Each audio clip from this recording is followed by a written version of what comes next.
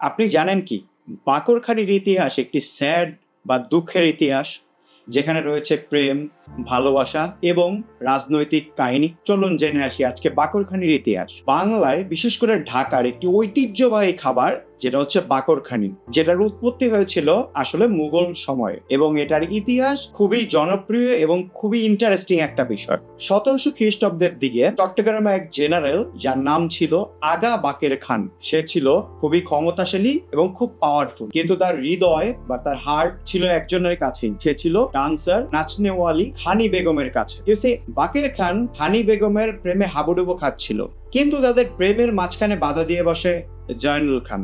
জয়নুল খান ছিল অপোজিশন, মানে বিরোধী পক্ষের বা বিরোধী দলের একজন পাওয়ারফুল জেনারেল বা ব্যক্তিবর্গ। তিনিও এই খানি বেগমের প্রেমে হাবুডুবু খেত, কিন্তু খানি বেগম শুধুমাত্র আগা খানকেই ভালোবাসত।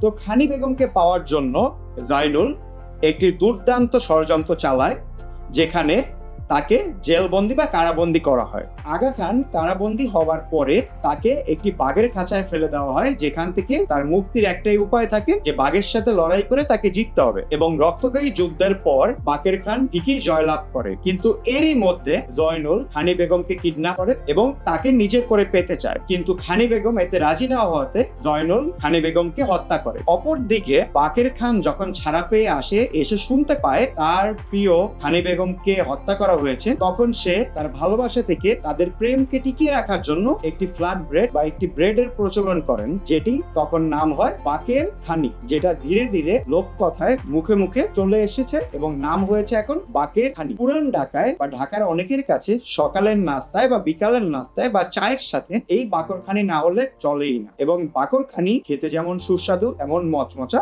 এবং কয়েক ধরনের ভ্যারিয়েন্ট হয়ে থাকে। এতে অনেকটা ঘি দিয়ে ভাজা হয়, সল্টেড হয়, মিষ্টি হয়, যার যেরকম পছন্দ সে সেরকম ভাবেই বাকরখানি এনজয় করে। এই গল্প বা এটা মিথ হয়ে থাকুক বা সত্যি হয়ে থাকুক, বাকরখানির গুরুত্ব আমাদের বাঙালির কাছে বা ঢাকাবাসীর কাছে খুবই অপরিসীম, কারণ বাকরখানি ছাড়া আমাদের চলেই।